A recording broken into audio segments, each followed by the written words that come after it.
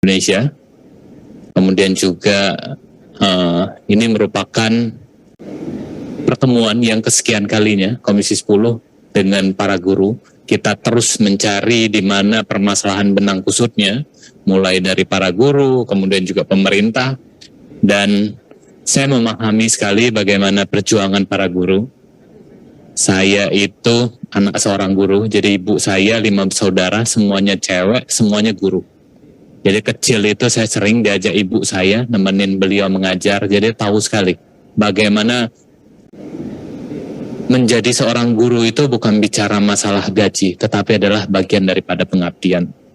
Jadinya bukan bicara berapa jumlah yang mereka dapatkan, tetapi ini adalah bagian daripada pengabdiannya untuk mendidik anak bangsa, untuk nantinya bisa membawa negara ini menjadi negara yang sejahtera, adil, dan makmur. Oleh karena itu, saya tahu sekali bagaimana perjuangan guru-guru honorer juga.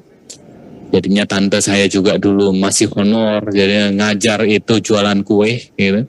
Jalan kue, yang penting ya masih bisa makan, bisa selain juga mengajarkan anaknya sendiri, mereka punya tanggung jawab cukup luar biasa untuk bisa mengajarkan anak-anak bangsa kita. Dan kita ketahui bersama bahwa episode dari pengangkatan ini udah cukup panjang dan cukup melelahkan. Ya kan, tadinya kita udah happy semua ini akan diangkat, kotanya ada, tiba-tiba dalam proses perjalanannya banyak sekali kita menemukan permasalahan-permasalahan yang harusnya dengan akal sehat itu tidak akan terjadi seperti itu, gitu.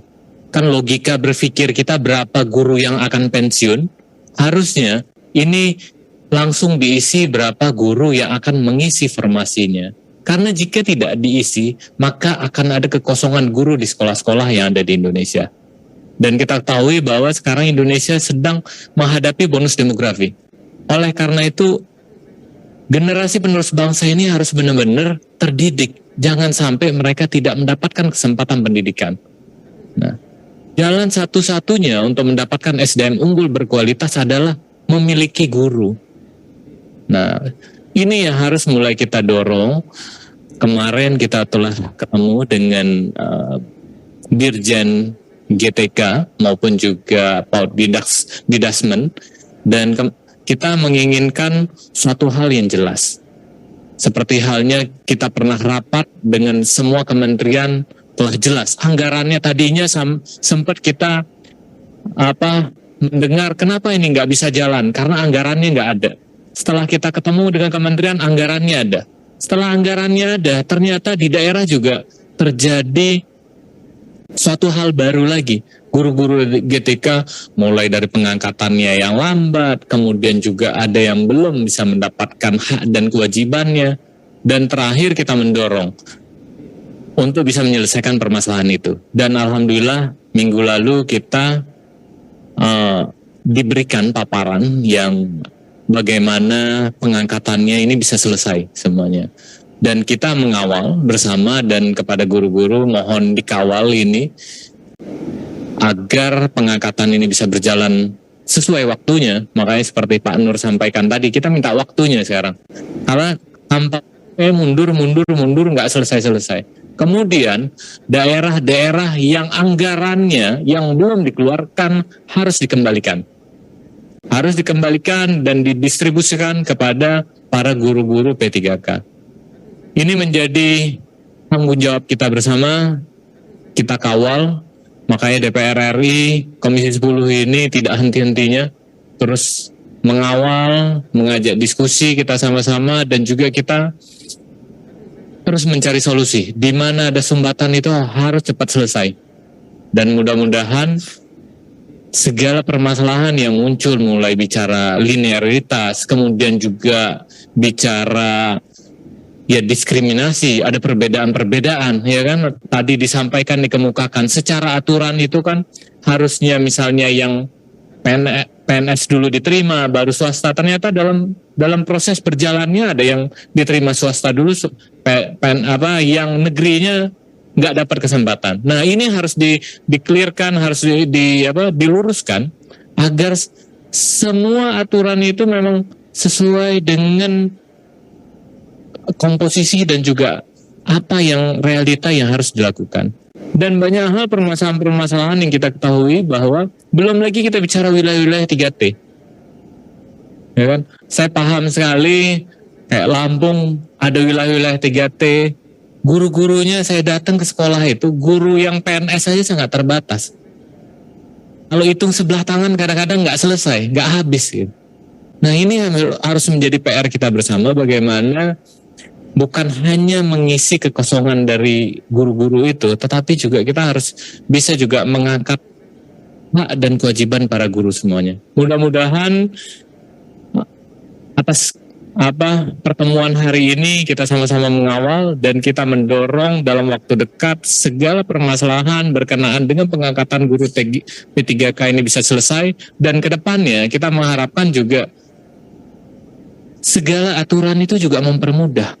Jadi jangan cuma sampai selesai P3K ini selesai. Harusnya juga guru-guru P3K nanti bisa mendapatkan tunjangan sertifikasi, mendapatkan hak-hak lainnya. Kan ini insentifnya juga harus mulai difikirkan oleh pemerintah baik di pusat maupun juga daerah. Mungkin itu Pak Fikri yang dapat saya sampaikan. Jika ada hal-hal yang kurang berkenan saya mohon maaf, pada Allah saya mohon ampun. Saya akhiri, wallahul muwaffiq ila aqwamit thoriq. Wassalamualaikum warahmatullahi wabarakatuh. Waalaikumsalam warahmatullahi wabarakatuh. Mas Muhammad Gaddafi ini dari fraksi PKB daerah pemilihan Lampung. Udah satu ya? Lampung 1. Ada berapa? 2. Nah, Lampung ada 2. Ini Lampung 1. Lampung 1 itu Lampung 1 itu utara sama selatan. Lampung. Nggak ada pengajuan. Iya. Iya. Lanjut. Mas Khairul Amri, Mas Saham dari fraksi Partai Nasdem daerah pilihannya Probolinggo. Pasuruan. Nah, silakan. Bismillahirrahmanirrahim. Assalamualaikum warahmatullahi wabarakatuh. Selamat sore, salam sejahtera buat kita semua. Yang saya hormati, saya takdimi, saya muliakan para guru-guru baik dari KKG Guru Bahasa Inggris DKI Jakarta, dari Forum Honorer Guru Provinsi Jawa Timur, dan juga dari FG PPNS.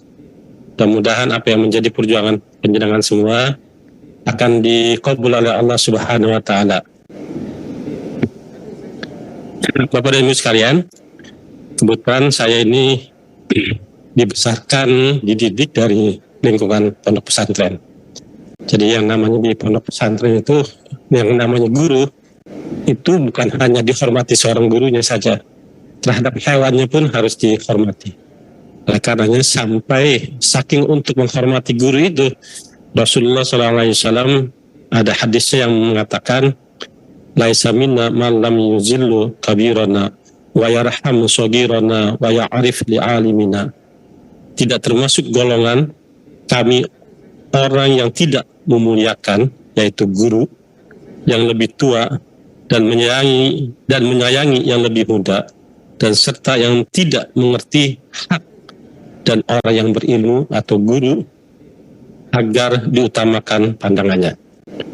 Nah, dari keterangan ini jelas bahwa apa yang disampaikan oleh saudara kita, kawan-kawan kita yang mulia, para guru-guru ini dari representasi se-Indonesia, walaupun yang datang dari 3 wilayah, saya kira ini sudah representasi se-Indonesia, ini sudah sangat mewakili bahwa ini menjadikan semangat buat kami, spirit buat saya khususnya secara pribadi, bahwa apa yang menjadi perjuangan guru ini ada temannya, ada sahabatnya, ada keluarganya. Kami di Komisi 10 dan panjenengan semua di guru-guru seluruh Indonesia. Kita harus tetap semangat bahwa apa yang menjadi perjuangan panjenengan ini juga menjadi semangat buat kami semua. Terus terang saja kemarin di RDP kemarin waktu dengan PLT, sebenarnya saya juga nggak tega juga bicara agak tanda petik agak kasar dengan Bu Nunu itu, bahwa sampai saya melontarkan jangan sampai di Komisi 10 ini, komisi yang notabene adalah komisi peradaban, mencontoh komisi lain yang sampai mengusir menteri dan para dirjen atau deputinya, karena tidak kooperatifnya seorang menteri tersebut terhadap apa yang menjadi kebijakannya melalui komisi dan terhadap masyarakat. Nah, saya sampai mengancam kayak gitu, Bu. Tapi dengan datangnya penyelenggara ini juga menjadi semangat buat kami semua bahwa apa yang menjadi perjuangan kami ini juga seperti yang tadi teman-teman bilang bahwa basically-nya ada sesuai dengan perjuangan para guru-guru se-Indonesia. Yang selanjutnya saya juga berangkat dari pondok pesantren yang tahu betul tentang dunia pendidikan, karena kebetulan juga di rumah saya ada lembaga pendidikan, dan dari kurang lebih 120 guru di pesantren saya itu 5 orang yang cuma PNS, jadi lainnya honor, dan honornya juga ya ada 300